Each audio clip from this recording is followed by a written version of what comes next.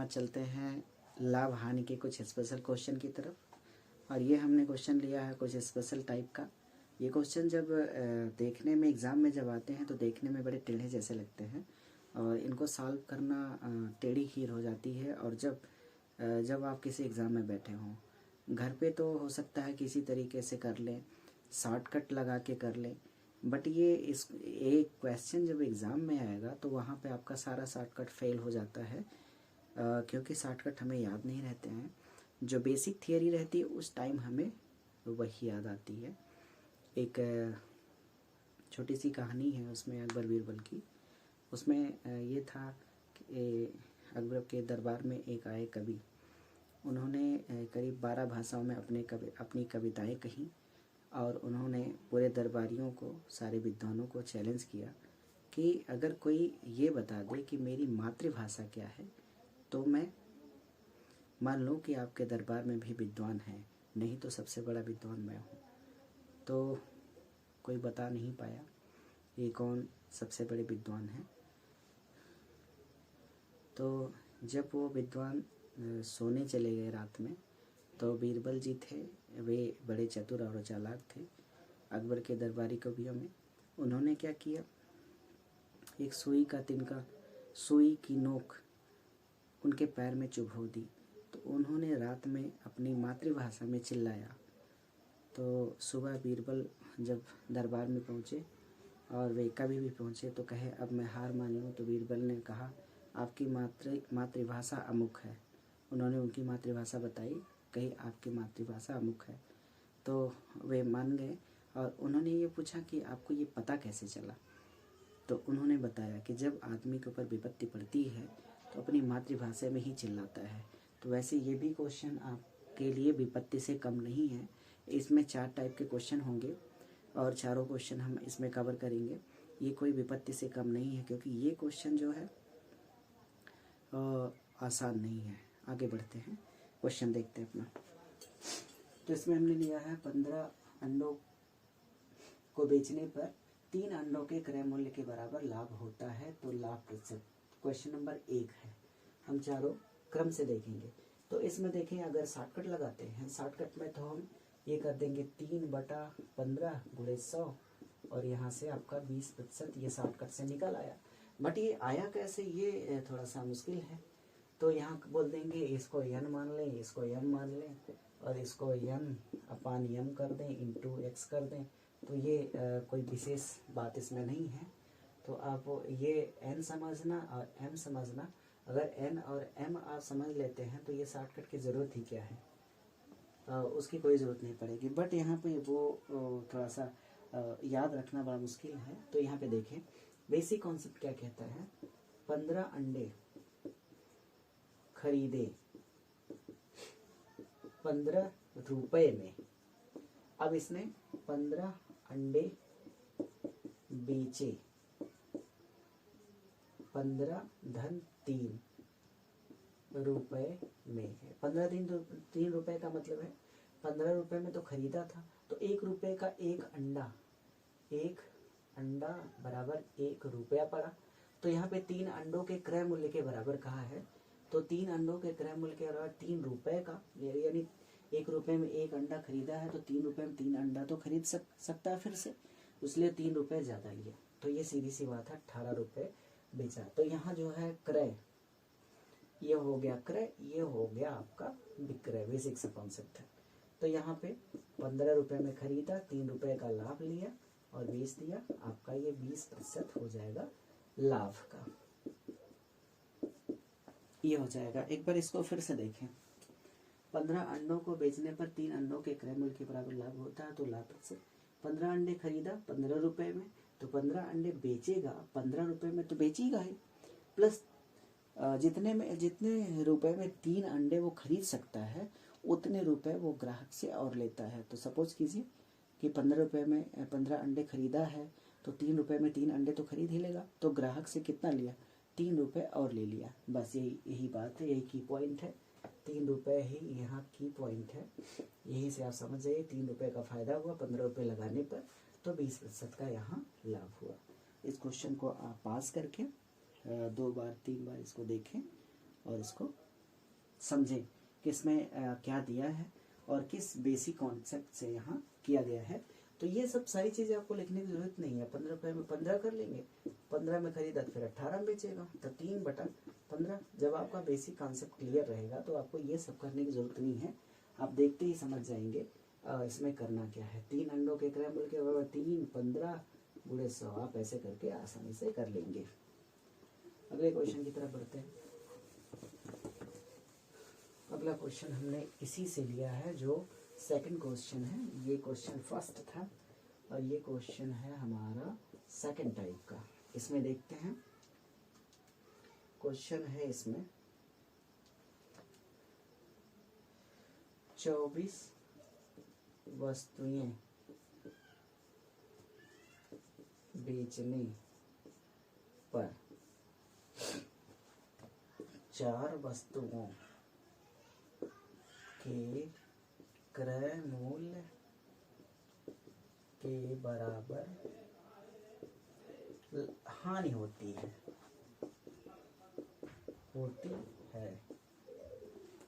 तो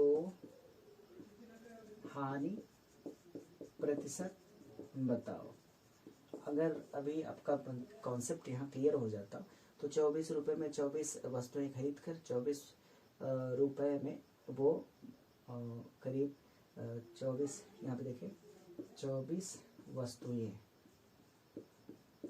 24 रुपये में खरीदा और ये 24 वस्तुएं 20 रुपये में बेचा। तो 20 रुपये में बेचेगा, क्यों?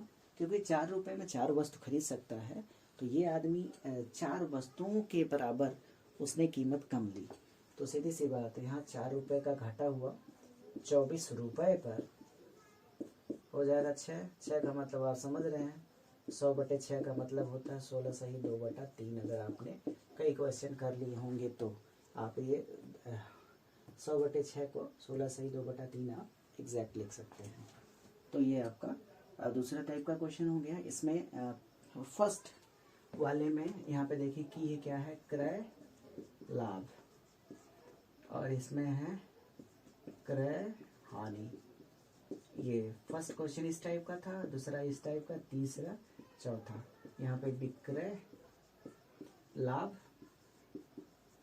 और यहाँ पे विक्रय हानि, ये हो जाएगा। क्रय लाभ, क्रय हानि और विक्रय लाभ, विक्रय हानि, ये 4 टाइप के आपके क्वेश्चन है। तो इसमें आप अगला क्वेश्चन देखते हैं।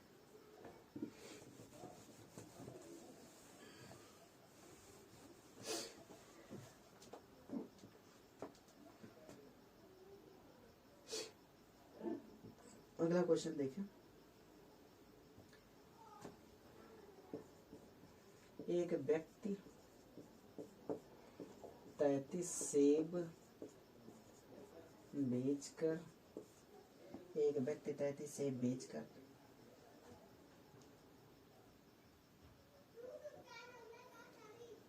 11 सेब के विक्रय मूल्य के बराबर लाभ कमाता है तो उसका लाभ प्रतिशत बताओ। ये आपका क्वेश्चन है। तो क्वेश्चन को देखें, 33 सेब बेचा 33 रुपये में, 33 सेब खरीदा 22 रुपये में।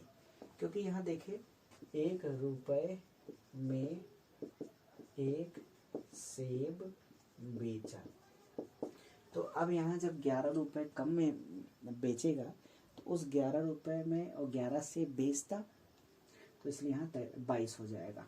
अब यहाँ पे उसने खरीदा, तो खरीदा कितना, 22 रुपये में खरीदा, 11 रुपये का अपना यहाँ पे सॉरी यहाँ पे नहीं, ये 33 सेब बेचा 33 रुपये में, 33 सेब खरीदा 22 रुपये में। 22 रुपये में 33 सेब खरीदा था और उसने बेचा उसको 33 रुपये में। तो सीधी सी बात है 22 रुपये में 33 सेब, तो फिर 33 रुपये में 33 सेब, मतलब 11 रुपये का फ़ायदा उसने लिया 22 रुपये लगा कर क्रय मूल्य। ये हो जाएगा यहाँ पे 50% लाभ, ये हो जाएगा। फिर से एक बार देख लें, 33 सेब उसने बेच दिया था 33 रुपये में, फिर 33 सेब खरीद कर ले आया 22 रुपये में, यानी 22 रुपये में खरीदा था 33 सेब और 33 रुपये में बेच दिया 33 सेब। जो पूरा सामान था वो 22 रुपये में ले आया और 33 में बेच दिया, उसको 11 रुपये का लाभ हुआ। सीधी सी बात है। यहाँ पे क्वेश्चन को एक बार दो बार फिर से रिपीट कर लें, इसको अपनी कॉपी में नोट कर लें। कभी भी ये ट्राई ना करें कि आप स्क्रीन पर ही पढ़कर क्वेश्चन को सॉल्व करते रहे, ऐसा ना करें बिल्कुल ही। वीडियो को पॉज करके आप अपनी नोटबुक में क्वेश्चन को करते जाएं, क्वेश्चन की कैटेगरी बनाते जाएं चैप्टर वाइज, क्योंकि ये ज़्यादा इम्पोर्टेंट है। क्योंकि आप जब रिवाइज़ करेंगे, जब भी आपका एग्ज़ाम आएगा तो रिवाइज़ करने के लिए आपको 60 नोट होने चाहिए। ये नहीं कि आप किसी रफ में लिखते जाए नहीं।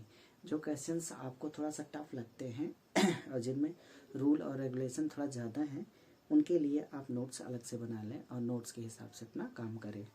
अगले क्वेश्चन की तरफ चलते हैं।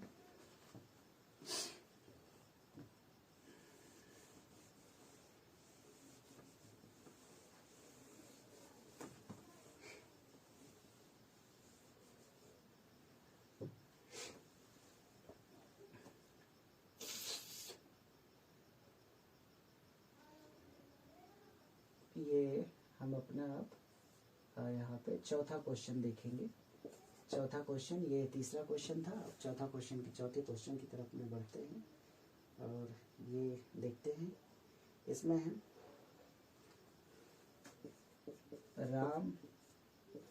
रमेश ने 65 संतरे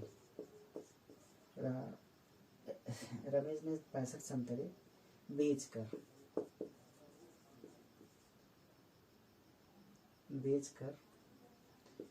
13 संतरे के विक्रय मूल्य के बराबर